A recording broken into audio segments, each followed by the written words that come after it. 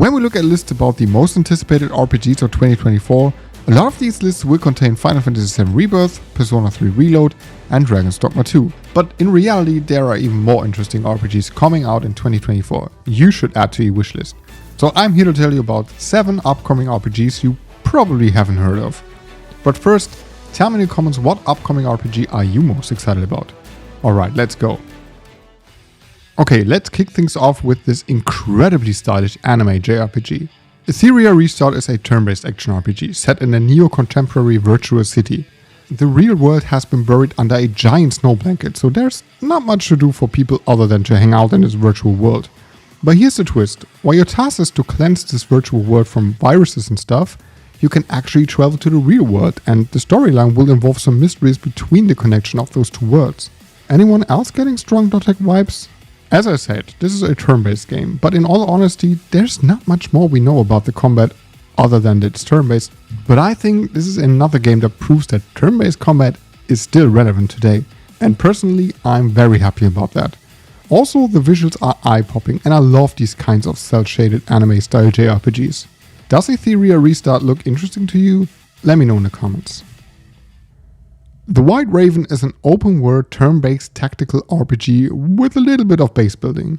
A really interesting mix that looks like a JRPG version of some of the latest CRPGs. But first things first.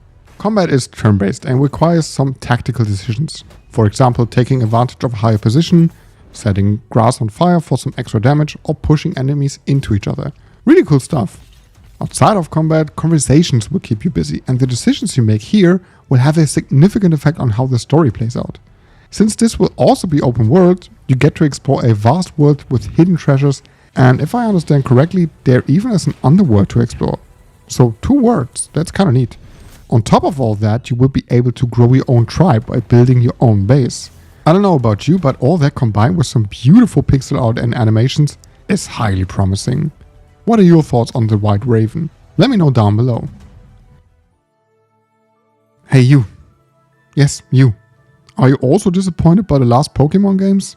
Yeah, me too. Maybe Lumentale Memories of Trey will compensate for all the wasted hours. This is a monster collector RPG just like Pokémon, but with a heavier focus on its story and with a different approach to catching monsters.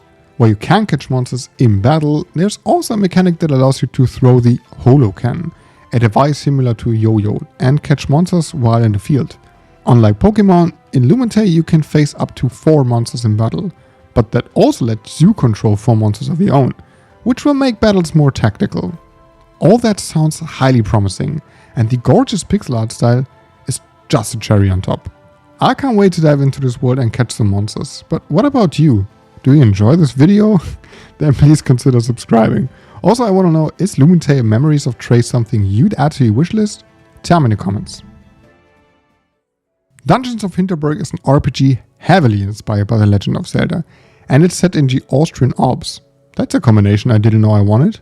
The action combat happens in real time, and the protagonist utilizes her sword and some weird magic like summoning a snowboard or trapping enemies in jelly.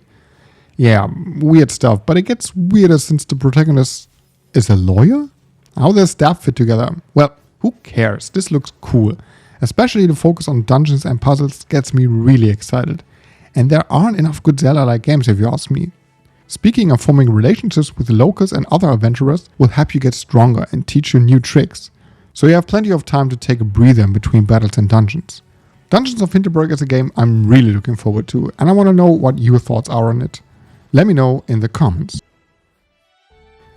When you get past that weird name and realize Unicorn Overlord is developed by Atlas and Vanillaware, then this is reason enough to get excited.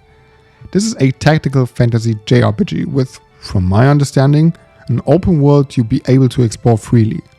Combat seems to be separated between tactical maneuvers on the overworld and turn-based battles, which I find really intriguing. What's quite unique is that you can customize your units with tons of different characters that all come with different advantages, so there will probably be a lot of ways to approach combat situations. On top of all that, we can look forward to an incredible art style Vanillaware is known for. Is Unicorn Overlord already on your wishlist? Tell me in the comments. Mandragora has been on my wishlist forever, and it looks like a game that features many things I love. It's a 2.5D side-scroller action RPG with deep Metroidvania and Souls-like elements. That's what the Steam patch says. It has brutal, skill-driven combat, exploration typical to a Metroidvania, and a story written by Brian Mitsoda, writer of Vampire the Masquerade Bloodlines. So we can probably expect some mystery and well-written characters.